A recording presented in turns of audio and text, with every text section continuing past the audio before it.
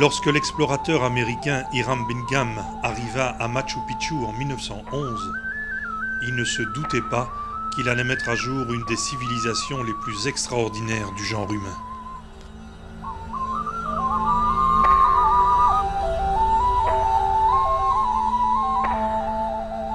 En effet, la construction de Machu Picchu, qui fut effectuée vers l'an 1400, peut être comparée à celle de la Grande Pyramide en termes de complexité et d'ingénierie. Les 172 bâtisses visibles sur 20 hectares ne représentent que la partie émergée d'une construction phénoménale. Les flancs de la montagne comportent un énorme système de drainage qui permet d'évacuer les 40 millions de litres d'eau de pluie tombant chaque année sur le site, ce qui a permis d'éviter sa dégradation. Une autre prouesse technique est la création d'un réseau de captage et de filtration des sources d'eau dans la montagne et sa distribution dans la ville via 16 fontaines. Sur certaines de celles-ci, de façon extraordinaire, il est possible de modifier le flux de l'eau simplement avec le doigt. Personne ne peut expliquer comment cela fonctionne. C'est un des nombreux mystères entourant les connaissances de l'élite Inca. Aujourd'hui, les historiens ont peine à imaginer les techniques que les constructeurs ont utilisées pour bâtir ce site, et en particulier celles qu'ils ont mises en œuvre pour amener sur place et ajuster au millimètre près d'énormes pierres dont certaines pèsent plusieurs centaines de tonnes. Des théories existent, comme nous l'explique le guide péruvien José Luis Leo. Et je vous ai dit l'autre jour, sûrement que le Quechua, pour mettre les pierres sur place, il faisait des rampes ou des terrasses. Vous pouvez regarder en bas, la rampe qu'ils ont fait en pierre pour mettre ces pierres-là. Et un archéologue allemand, il est venu ici à Cusco l'année 1959 pour essayer avec les mêmes techniques des Quechua, pour savoir comment il faisait pour bouger les pierres et aussi mesurer la quantité de personnes qu'il avait besoin.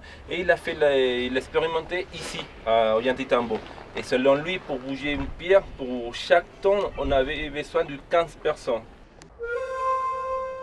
Mais d'après cette théorie, pour manipuler des pierres de 300 tonnes, comme celle des murs de Sacsayhuaman, une autre construction phénoménale sur les hauteurs de Cusco, il aurait fallu utiliser 4500 personnes par pierre. Cela semble d'autant plus incroyable quand on sait que ces murs mesuraient plus de 10 mètres de haut à l'arrivée des Espagnols au XVIe siècle. Comme cela se fait encore actuellement dans les Andes, les Incas utilisaient la terre d'adobe comme matériau de construction. Et pour hydrofuger les bâtiments, ils employaient le jus d'un cactus.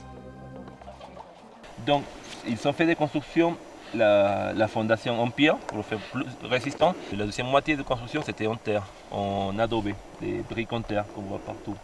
Et cet endroit-là a été construit l'année 1440 à peu près. Donc c'est 6 siècles presque que tous ces briques en terre ont résisté à la pluie, pas de problème. Parce que les Quechua, ils râpaient ces cactus avec de l'eau et comme ça le brique devient élastique et imperméable. Mais qui sont donc les bâtisseurs de génie qui ont érigé ces constructions cyclopéennes ?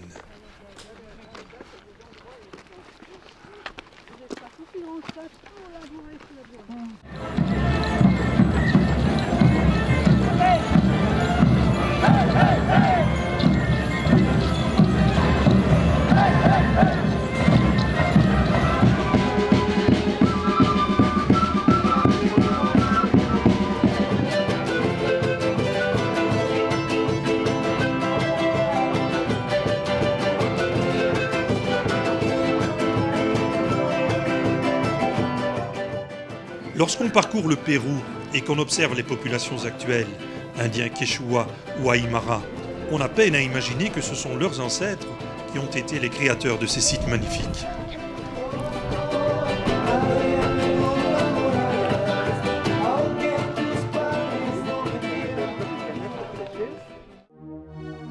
Mais c'est sans compter sur leur élite et leurs empereurs, les Incas, qui ont été les cerveaux de ces réalisations grandioses. Ces Incas, héritiers de plus de 4000 ans d'évolution dans le massif des Andes, ont créé avec l'aide des peuples qu'ils ont soumis le plus grand empire que le continent américain ait connu. Ils ont construit des villes et des monuments extraordinaires. dans la plus grande chaîne de montagnes du monde, sur des territoires situés à des altitudes supérieures à 3000 mètres, là où nous, pauvres randonneurs, avons peine à nous mouvoir tant l'oxygène est raréfié. Il avait les lèvres toutes bleues, mais le cœur allait plus vite. C'est ça, moi aussi, le cœur, je suis là. Parce que quand t'as dit ça, moi je me suis fait, vous me laissez.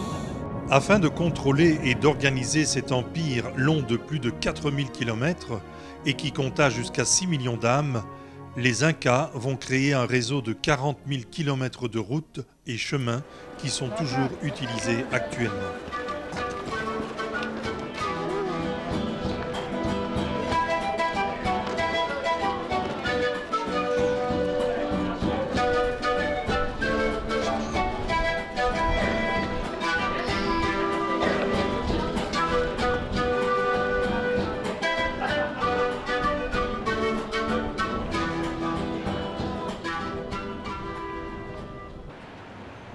Sur ces routes, pour transmettre les informations ou les ordres de l'Inca, des messagers couraient à toutes jambes en se relayant.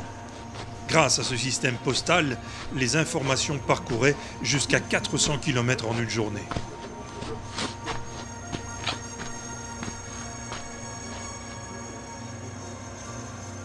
Ce n'est qu'après la redécouverte de Machu Picchu que les scientifiques du monde entier ont essayé de comprendre cette civilisation extraordinaire dont les technologies dans certains domaines dépassent celles du XXIe siècle.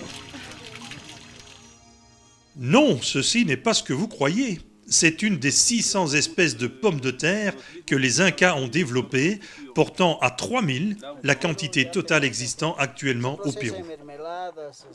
Ils connaissaient aussi les propriétés de nombreuses plantes médicinales que les botanistes d'aujourd'hui redécouvrent, parfois avec surprise. Cuando hacían sus grandes conquistas, los hombres, los soldados no iban a abusar a sus mujeres como han hecho los chilenos con nosotros. Ah, claro. Entonces, claro, esto les daban y ya su libido sexual, antitestosterona. Il raconte que les Quechua utilisaient cette plante-là pour donner à l'armée, pour éviter que les soldats fassent des conneries quand ils vont conquérir. Les Incas pratiquaient également la trépanation, comme l'attestent de nombreux crânes découverts. Ils possédaient des techniques de coloration des laines au moyen d'agents végétaux ou minéraux et étaient passés maîtres dans l'art du tissage, art que les Quechua maîtrisent encore parfaitement aujourd'hui.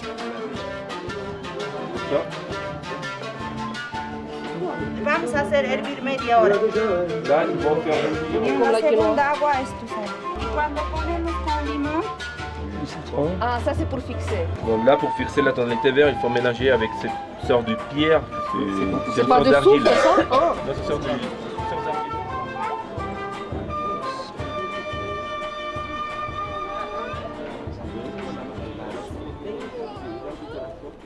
Dans le domaine de la météorologie, il aurait été possible de prévoir le temps à court terme en fonction du son du tonnerre lors des orages.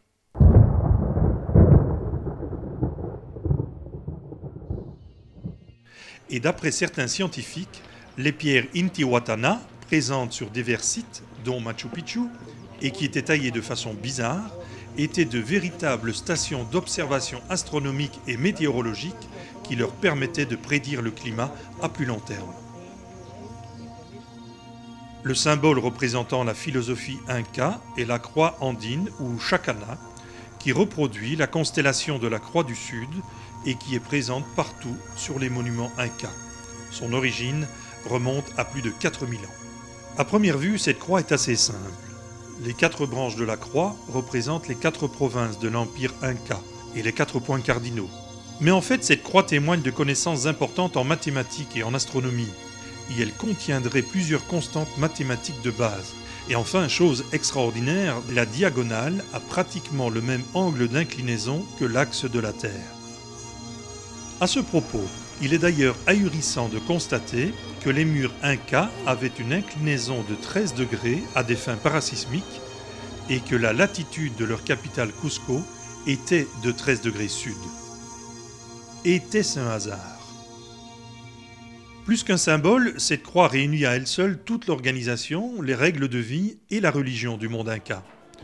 en particulier l'organisation du travail, selon 3 tiers, pour sa famille, pour la communauté et pour l'empereur. À l'heure actuelle, le travail communautaire d'entraide mutuelle dans les villages existe toujours.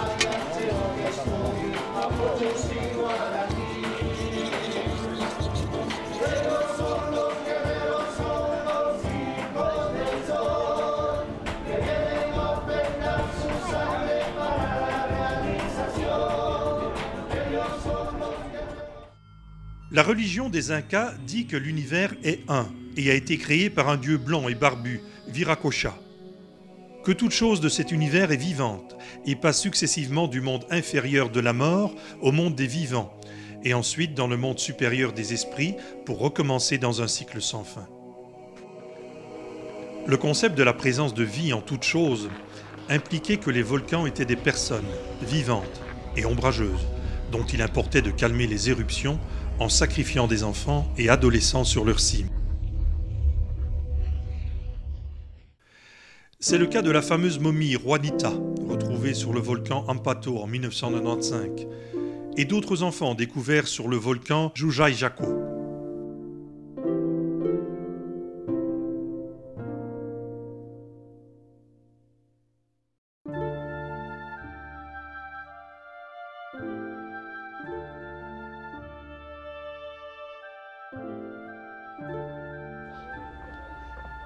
Ce peuple vouait aussi un culte extrême à leurs ancêtres momifiés, qu'ils considéraient comme toujours vivants dans le monde inférieur. C'est ainsi que les empereurs incas momifiés restaient propriétaires de leurs terres, même après leur mort. Les fêtes et les repas étaient partagés en présence de la momie, qui recevait vêtements neufs et nourriture. Elle devait d'ailleurs encore recevoir les hommages sexuels d'épouse. En ce qui concerne l'origine des Incas, la légende et la réalité se confondent. Et il y a une histoire, une légende qui parle d'un couple. Deux personnes, un couple, c'était mari et femme et en même temps sœur et frère. C'était Manco Cápac et Mama Odio. Les deux étaient les fils du soleil. Ils sont sortis du milieu du lac Titicaca avec un bâton ou un sceptre au nord. Et après le soleil il a dit qu'il devait marcher. Et l'endroit où le sceptre va s'enterrer, c'est là où il devait commencer la grande culture. On sait que les Incas tenaient leur savoir de civilisation plus ancienne, et en particulier, comme l'attestent les signes trouvés sur certaines pierres, de la civilisation mystérieuse de Tiwanaku, près du lac Titicaca. Les ruines de la cité de Tiwanaku, située à 3840 mètres d'altitude, comportent des monolithes encore plus importants que ceux des Incas et travaillés encore plus finement. Des murs formés de sortes de Lego gigantesques, préfabriqués et ajustés au millimètre, sont faits de pierres d'andésite, si dures que même avec nos techniques du XXIe siècle, il serait extrêmement difficile de les reconstruire. Les chercheurs se perdent en conjectures sur l'origine et la nature de cette civilisation inconnue, et les hypothèses les plus folles circulent. Comme celle du professeur Poniatowski, qui affirme que cette ville serait la plus vieille ville du monde avec 12 000 ans d'âge. Ou encore plus folle, cette hypothèse extraterrestre de l'ingénieur Alexandre Kassantsev, qui aurait identifié les hiéroglyphes de la Porte du Soleil comme étant un calendrier vénusien et qui constate que les êtres représentés sur cette porte n'ont que 4 doigts.